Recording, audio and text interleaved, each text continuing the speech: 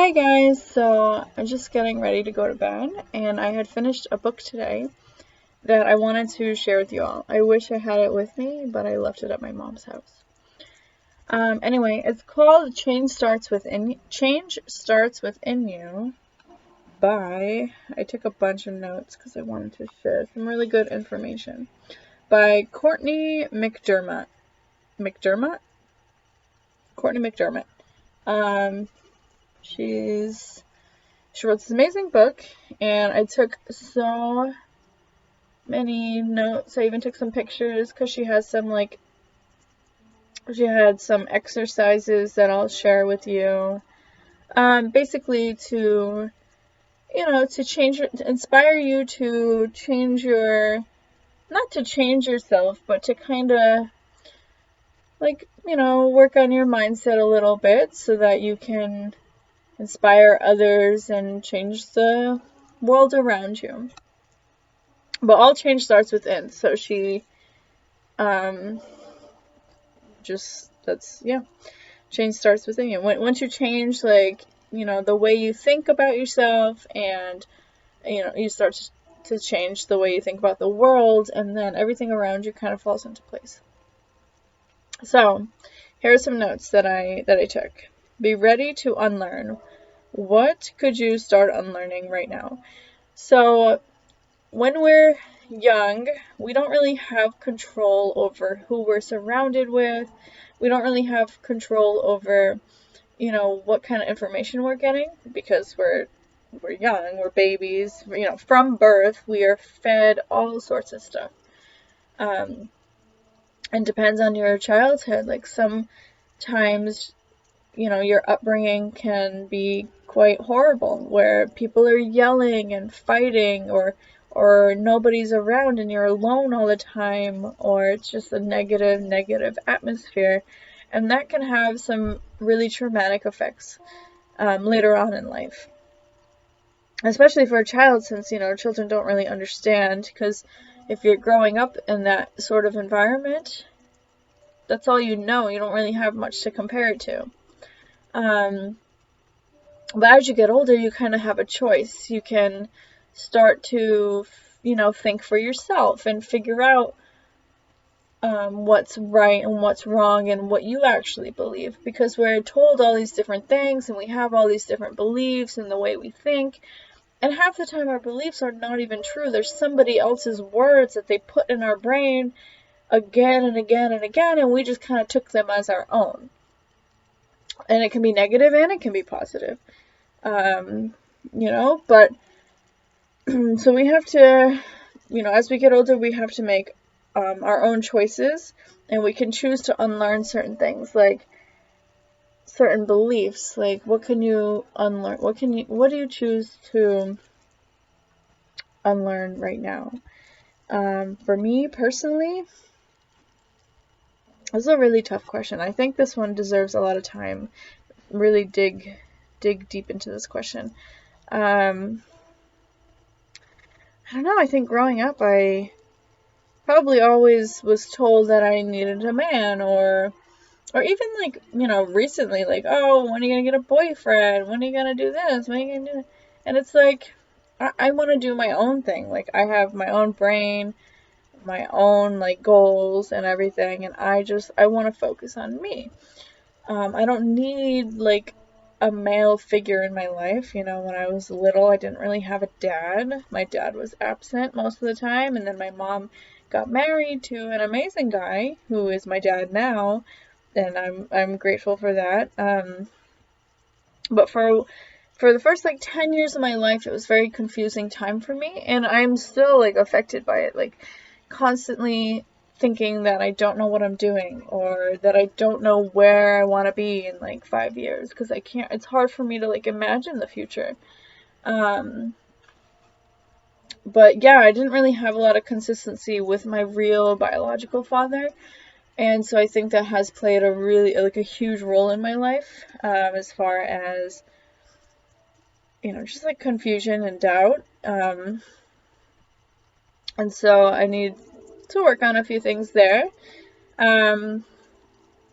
But yeah, so like your environment growing up and the people you're surrounded with or not surrounded with, you know, when you're little, you don't have a choice, but as you get older, you can choose. You can choose to be like, you know what, that's not true. I'm thinking this thought and it's not true. And then you have to rewrite your either limiting beliefs or your false beliefs, or, you know, beliefs that just don't serve you anymore. You just want to let it go and like come up with a different belief that actually feels good and has more meaning and is honest and true, and maybe something you can work towards.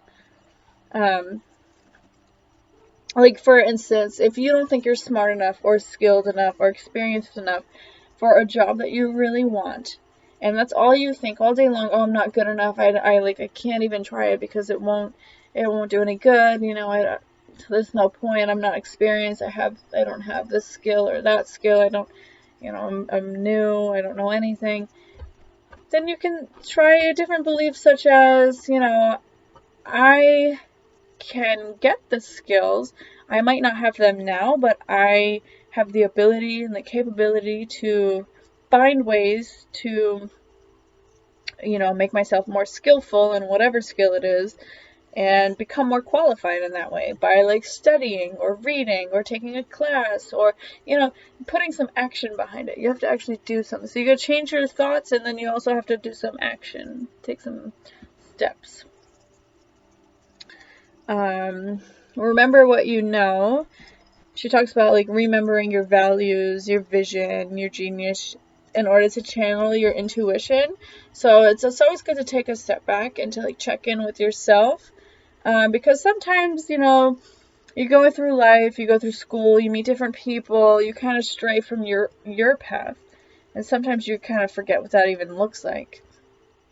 So it's good to take a step back and take a moment and really think about what you value and what your goals are, and, you know, if you're heading in the right direction or not, because sometimes we might not even be going the way that we want to go, and we don't notice until we, you know, take a moment and reevaluate, you know, reevaluate,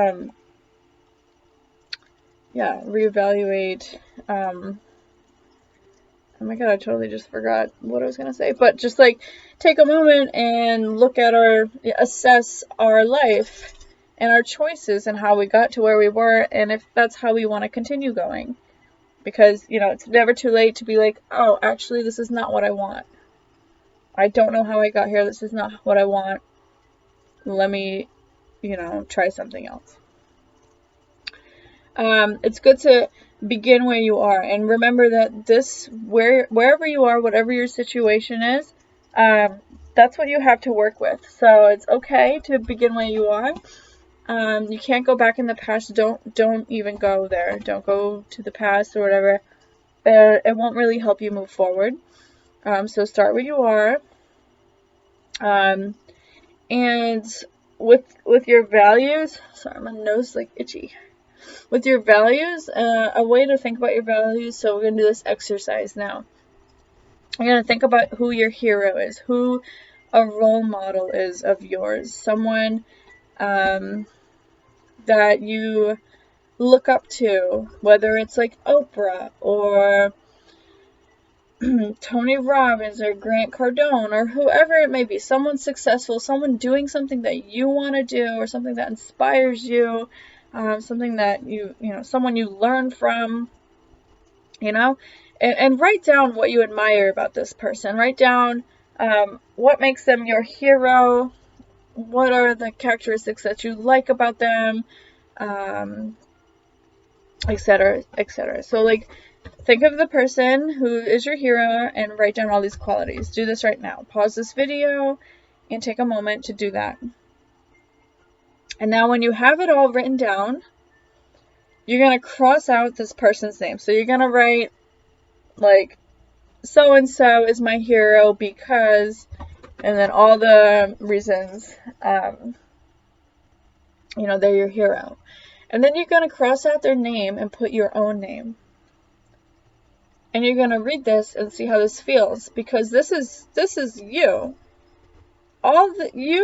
only see all these good qualities in your hero or your role model or these people because that is something that's really, like, you're connected to that. You know, you also have these qualities. These are things you also value.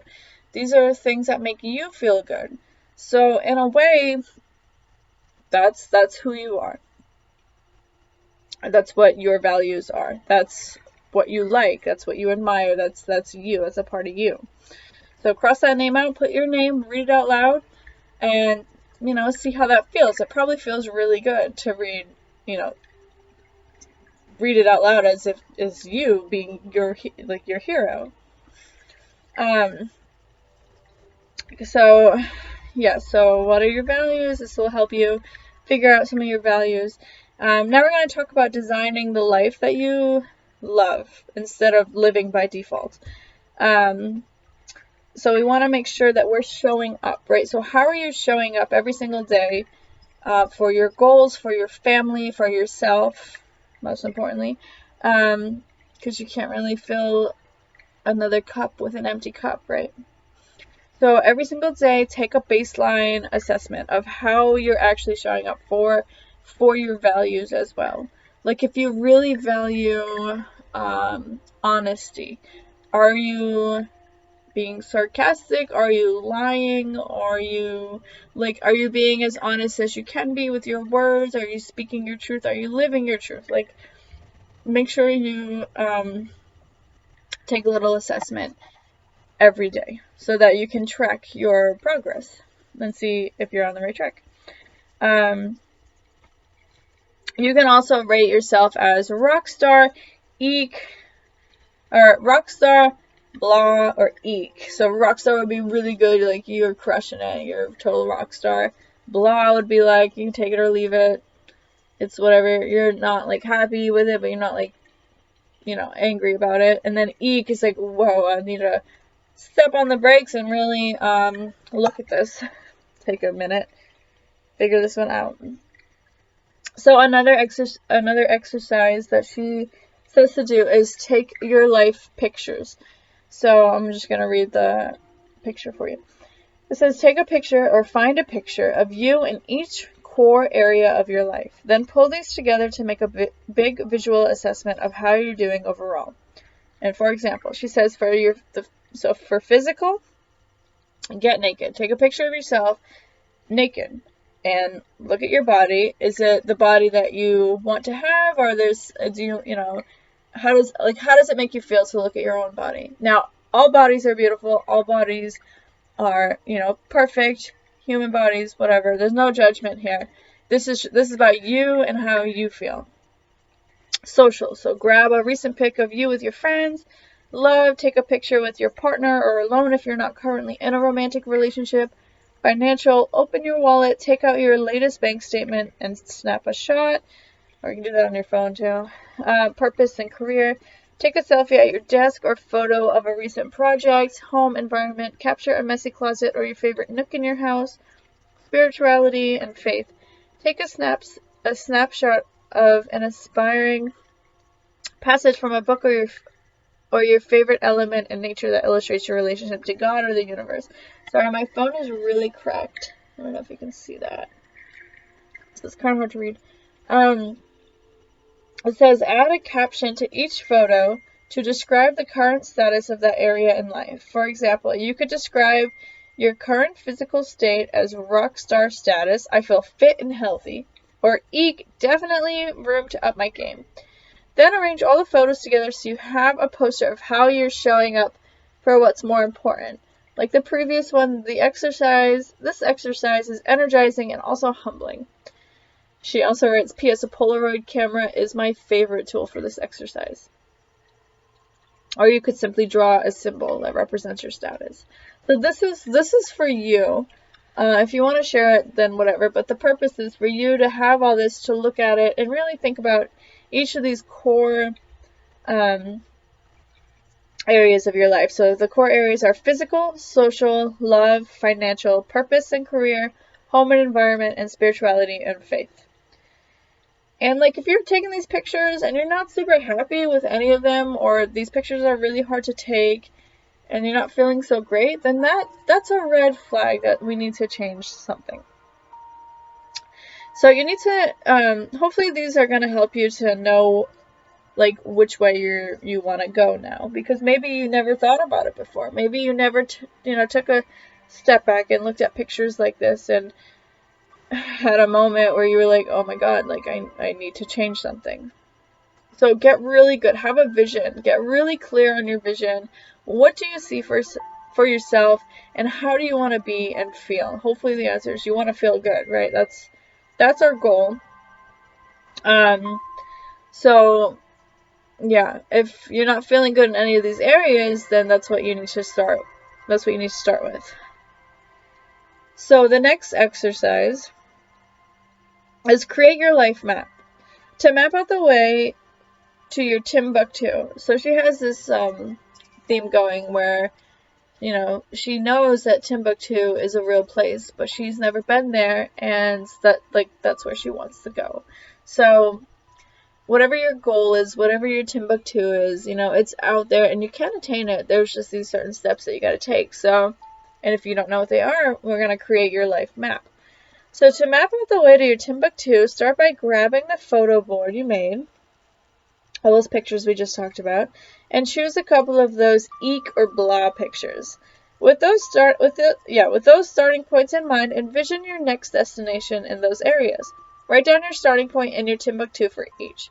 So write your end result. Where would you like to be? If you're not there yet, where do you want to be? While making this map, you can keep it simple or use it as an excuse to let your creativity shine. You can get out the pens, magazines, markers, stickers, glue, and then start to imagine what you want. This is kind of like a vision board, but a little more specific. The next stop on your map can be represented by a simple caption or anything else, a magazine, clipping, a drawing, a new picture that symbolizes what you see for yourself. So it's kind of like where you are now versus where you're trying to be in the future. So we're envisioning yourself in the future. Now draw lines and arrows from your starting point towards your Timbuktu and the areas you've chosen. All the white space around those arrows, this is what we call the gap. And while it isn't as defined as your starting point and destination, the gap is actually what it's all about. So the gap is how you get there, from point A to point B. When you're done, find a sacred space for your life map. God, the universe, spirit, whatever you want to call that power that beats your heart and grows your nails, is calling you to this act of creation. Honor it and revisit it often. So it's kind of like, successful people are always talking about writing down your goals. If you write it down, it makes it more like concrete. Like if it stays in your head, it's dead, right? But if you get it out on paper, then you can actually see it. Then you're doing the motions. Thoughts becoming things. So it was a thought and now it's on a piece of paper. So that's like a teeny tiny baby step closer to where you want to go. So now we actually have pictures, and now we have like a map. So it's getting a little bigger. It's becoming more real. So and remember, this is your next step, not your destination. So don't think too big. Don't start to think like, oh my God, this is where I want to be, but it's impossible right now. I can't just jump from here to there. No, there's the gap. So we got to take some steps before we can get to that point. So keep that in mind. Also, we need to think about what do you least want to do. You know what you want to do. So let's talk about what you don't want to do. Let's start thinking about that.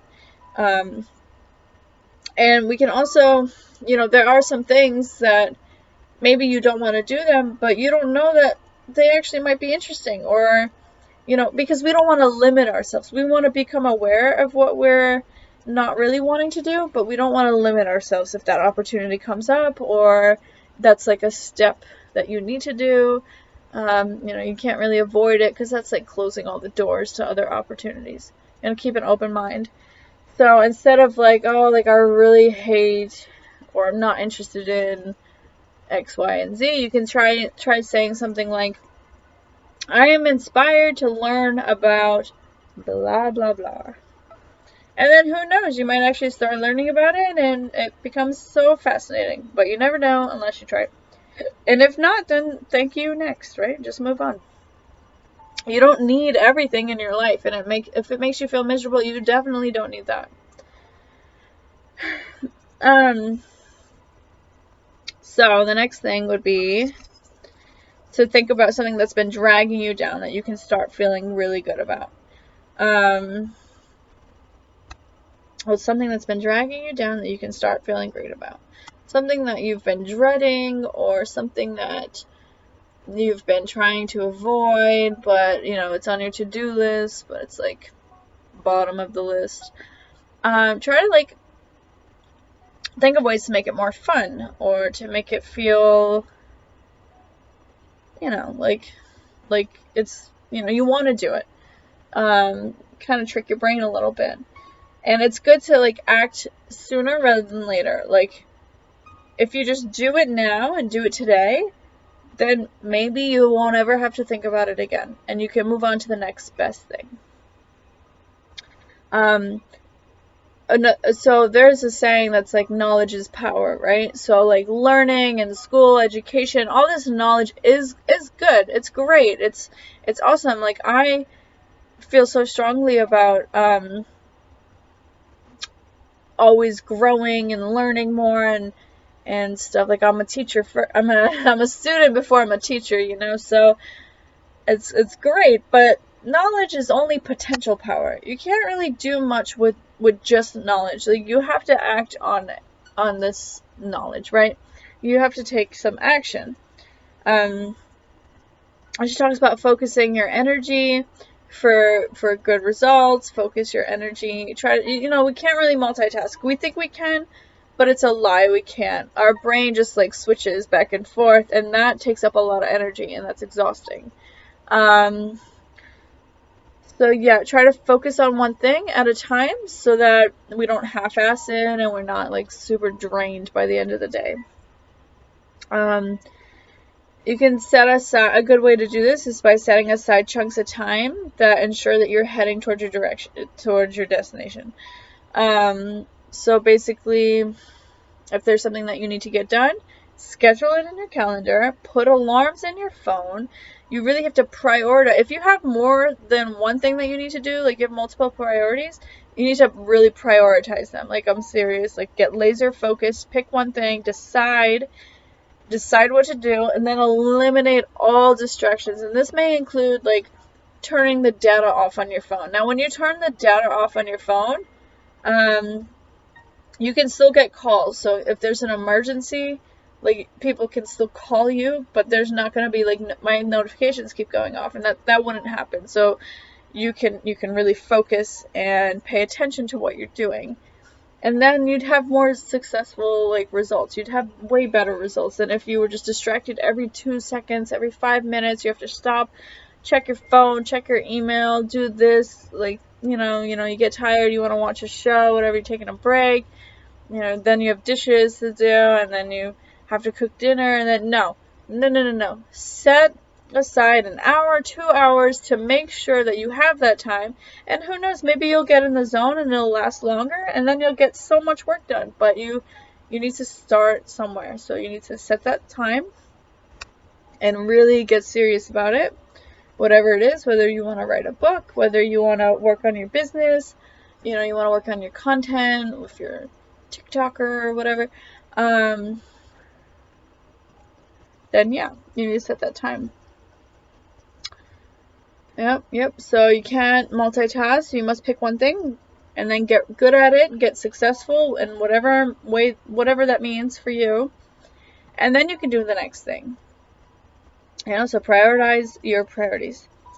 Schedule it, because consistency is key. So we want to make sure we're doing this every day. We're working towards it. Every day we're growing. Every day it's you versus you yesterday. So you want to be better than you were yesterday.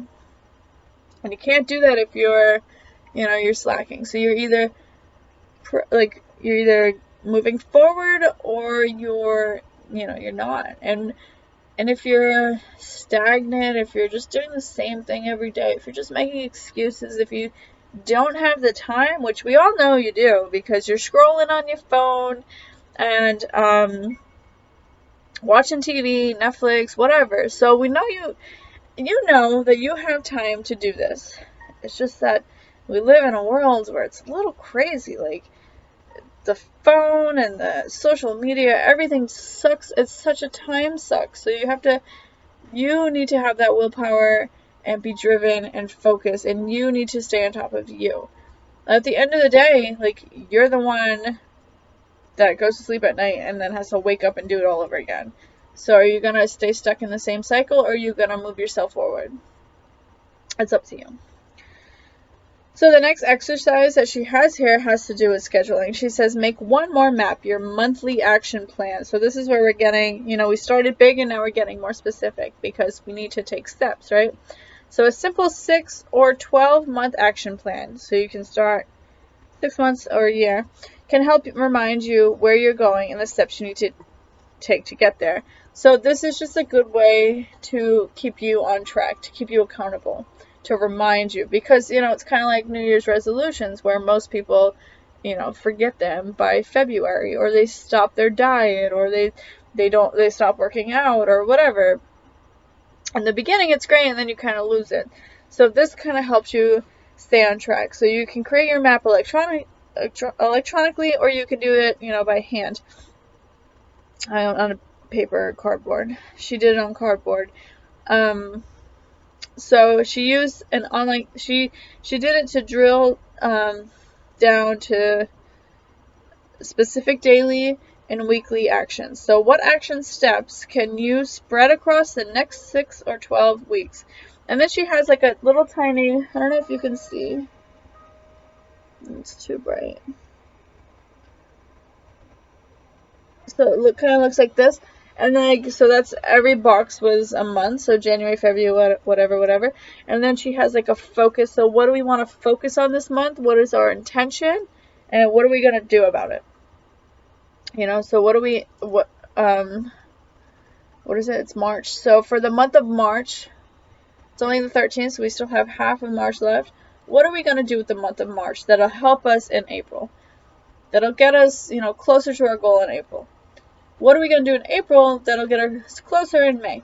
And by the end of the year, we'll be April, May, June, July, August, September, October. 8 steps closer to our goal. Also, it's really important to take timeouts. So schedule those as well. Schedule time to focus, study, learn, take action, work on your goals, whatever. But also take time to just drop everything and be still and do nothing and sit in silence, to give yourself a break. And when you're doing these timeouts, you also want to be totally undistracted.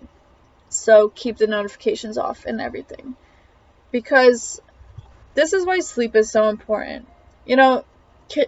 Like toddlers and kindergartners, they have like nap time, right? But as we get older, we still need that. We still need that break. We still need that rest and that nap time. And I don't know why, we don't really get it unless you're taking a siesta in Spain. They know what they're doing. Like, that's genius. We should all do that. I know it's hard and difficult when you're working that 9 to 5 and stuff, like, but it's unfair. So if you can't take a break, if you can't take a nap, at least schedule like 10 minutes. Go like sit in your car for like 10 minutes, or maybe just like, at your desk, whatever, 10 minutes, do nothing, take a break. The next thing to do is make sure you're opting out of everything that doesn't serve you. This can be emails, subscriptions, channels, social media, whatever is taking up too much of your time and it's not productive, or it's negative, or it's just a time suck. Maybe it's time to let it go. Because you wanna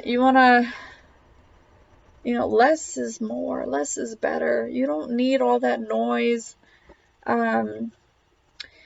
And when you're working really hard, she talks about how like sometimes she'll take a break to reset by going for a walk around the neighborhood. And she said this has helped tremendously, and she recommends trying this.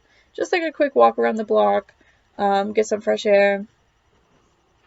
It like helps reset your brain. And so a chapter in her book is called Confidently Follow Your Tuition. So what kind of stuff are you holding onto that doesn't even belong to you? This is like, what can we opt out of? What doesn't serve us? What can we let go?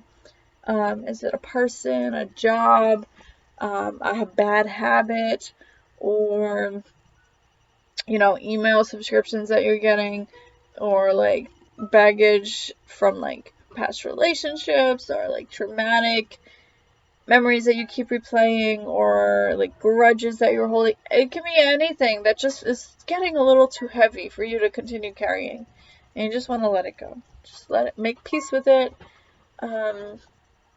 let it go. And this also includes like material things too. Like, try to lighten up your load in any way you can.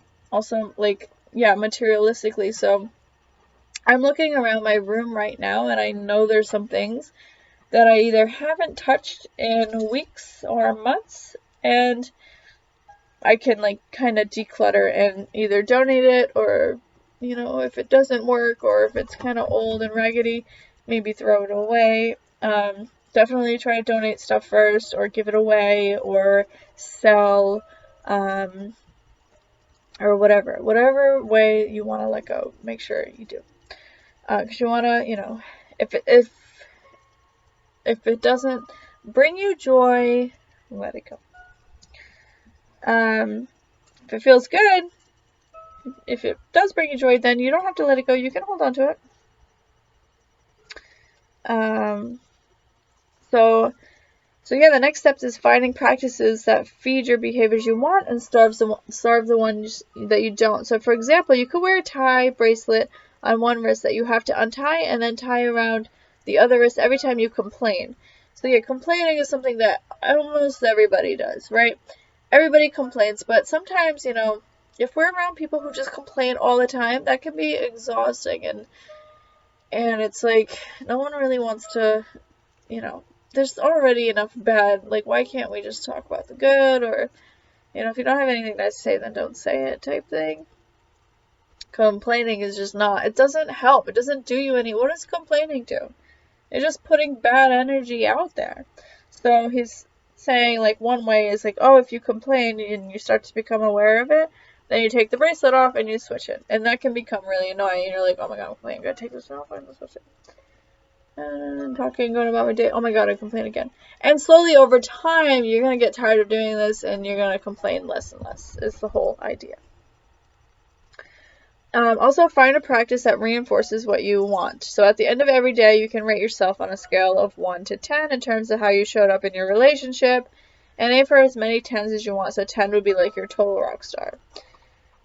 This tiny practice becomes a game that you want to win, and ultimately feeds the fire of a loving relationship, or job, or better friends, or better whatever. So if you want to work on something, rate yourself so that you can track your progress and make sure you're actually working towards it. Let your feelings lead. So you want to follow your bliss. This is so cliche, but you want to make sure that you're doing things that make you happy. It's as simple as that. Like, check in with yourself. Does this feel right? Is this activity that I'm doing something that I actually want to do? Am I being forced to do it? Does it feel good?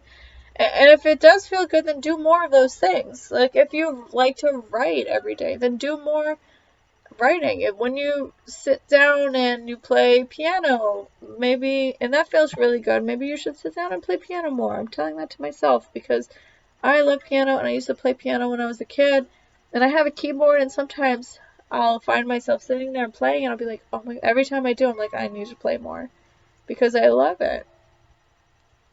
Also reading, taking a bath. This includes self-care too. Like, whatever your self-care habits are, maybe create a routine.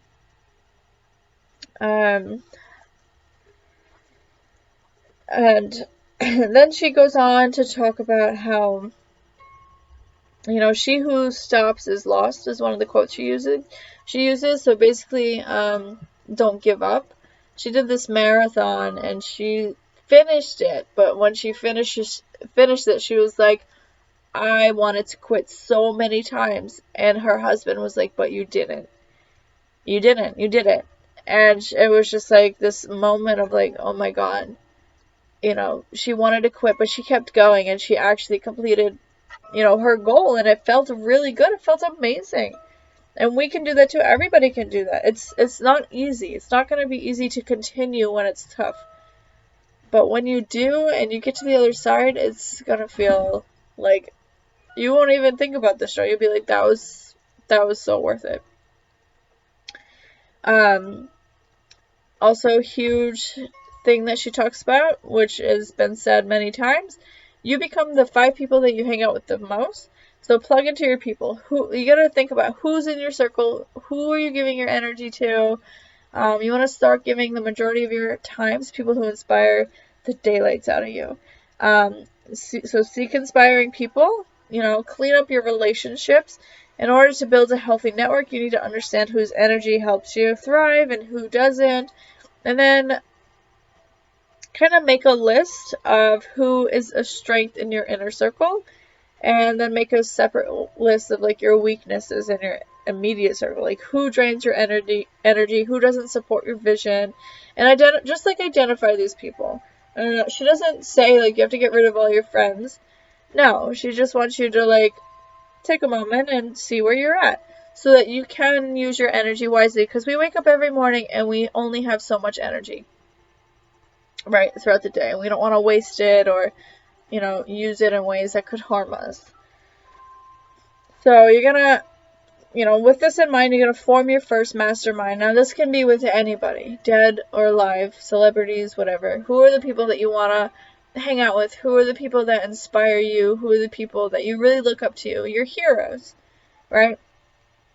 And so you're gonna every day hopefully get to, or once a week, get to hang out with your people, and have a mastermind. So that could mean like watching YouTube videos of them, like become educated by them, learn something from them, read their books, or if you can like interact with them, then have conversations that are about your goals and their goals and your celebrations and your wins and your successes and what you could do better and this sort of thing. Also, like, study successful people, like read about them, listen to their work. It takes like a whole community to do it, to become successful. It's not like it's just you and you're the only one. No, you have customers and clients and people that inspire you, people you learned from, your parents, your family, your friends. All these people kind of contribute to you and your success, right? So we want to think about, because you have received so much, it is good to serve others, to give back, to try to solve other people's problems. This is how a lot of successful people, they actually, always talk about this, how becoming successful was never about like the money or anything. It was about serving and giving back and thinking of other people. So you want to pass on your light. You don't want to pass on your struggles. You don't want to bring more negativity into the world. You want to take problems and, turn them into opportunities. Or you want to take your struggles and turn them into gold. Turn your darkness into light and spread that shit around. Be a lighthouse, right? Because it's not the fall that matters. It's not the fall that determines who you are. It's the rise. It's every time you get back up. Every time you don't give up. When you could totally give up. Some people don't have what it takes. And they do give up. And it's heartbreaking. But if you can continue, if you are driven and focused and you know what you want and you become obsessed with it, then you can do it. And, you gotta, and then you'll just make it. So also, a very important thing that she talks about is be unforgettable, be remarkable, be yourself. Be you. You know, there have been so many other people, but you are important because you are different. You have things that other people don't have, and there's only one of you. So you're here to complete a mission, and it's a mission that's all your own. And of course, you're going to help people along the way. They're going to help you too. But she talks about all of us as if we're a cell in a single being. So like all your cells, all your organs, they all have a job. And if one of them like stops working, they're like, I don't want to be an eye anymore. I'm done for the day. Then you lose your eye and it doesn't work, and then that connection to your brain is lost, and it's like, no, everything needs to run smoothly.